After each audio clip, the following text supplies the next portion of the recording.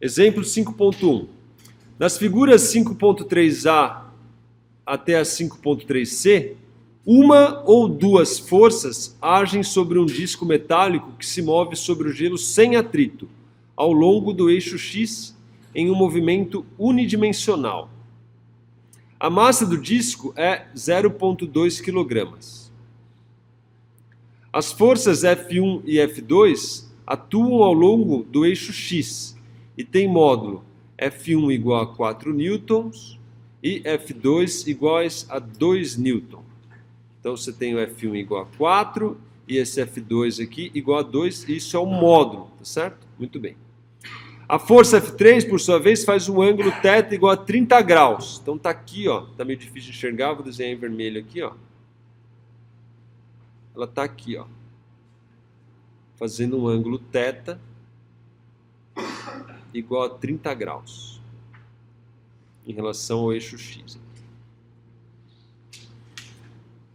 Muito bem. A força F3 faz um ângulo θ graus com eixo X e tem módulo igual a 1 newton. Qual é a aceleração do disco em cada situação? Bom, aplicação direta da segunda lei de Newton. A força resultante na direção x é igual a massa vezes a aceleração em x. Como eu tenho a força, a aceleração em x é igual a força resultante em x dividido pela massa. No caso A, só tenho a força F1, ela está na direção positiva aqui, né? Mais x versor, ou seja, mais i. A massa é 0,2, então a aceleração em x é a força, que é igual a 4 newtons na direção i, dividido por 0,2 kg. Isso aqui me dá uma aceleração, então, basicamente 1 sobre 0,2 é igual a 5, então isso aqui vai me dar 20 metros por segundo ao quadrado na direção i versor. B. Idêntico. A força resultante na direção x é igual a massa vezes a aceleração em x. Bom, a força resultante agora, ela é igual a F1 módulo de F1 na direção i mais módulo de F2, e o F2 está na direção menos i versor.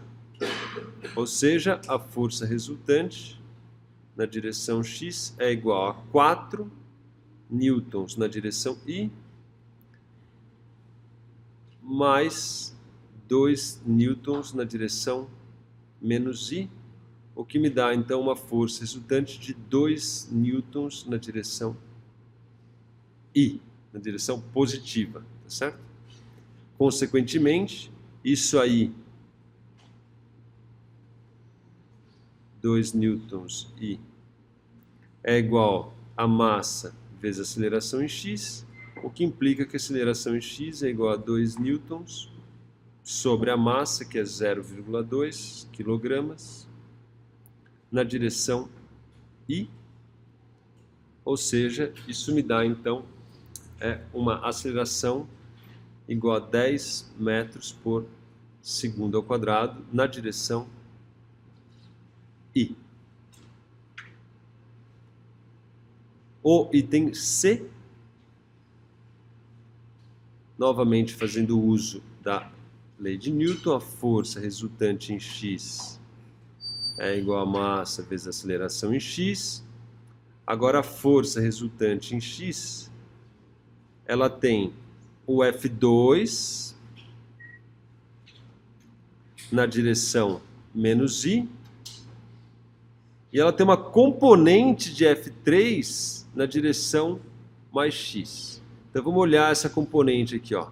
Então basicamente a ideia é fazer o seu triângulo retângulo aqui, ó. Você vê aqui, ó, tá aqui, tá aqui, tá aqui, e aqui tá o ângulo θ, ó. Então, ó, esse tamanho aqui, a hipotenusa, é o módulo de F3. E o que eu quero é essa componente aqui, ó, em x, que é o que a gente chama de F3x, que está relacionado com o cateto adjacente ao ângulo θ. O cateto oposto, que é esse aqui, nós temos associado a ele o F3y, que no nosso caso não muda nada a aceleração em x, como a gente já disse, ela é independente. Então o que interessa para a gente é o F3x.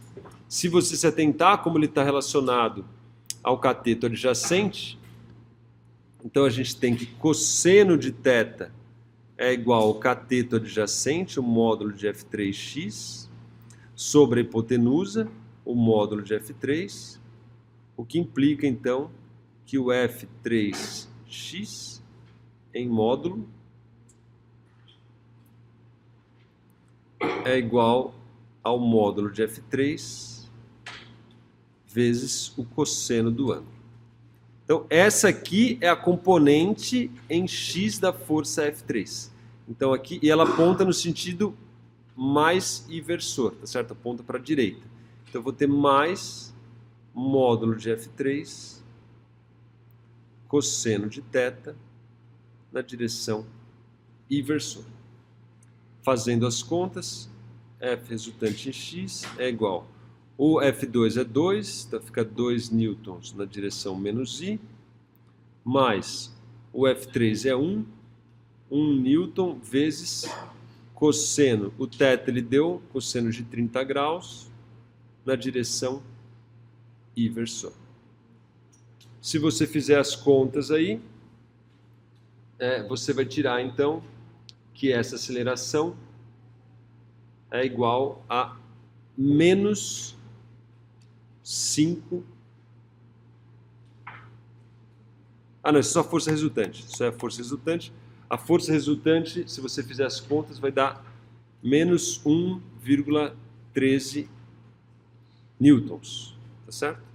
Agora sim, agora a aceleração em x é a força resultante em x dividido pela massa, ou seja, é menos 1,13 newtons, aqui está na direção I,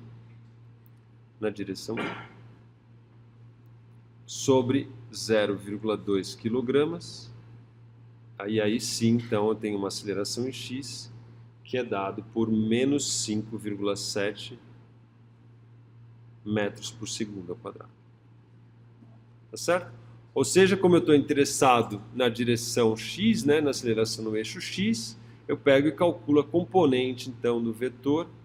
No caso aqui, a força F3 na direção x, que é dado por F3 cosseno de θ. Tenho agora a força resultante toda na direção x. Com isso, aplico a segunda lei de Newton e sou capaz de calcular a aceleração, então, no eixo x.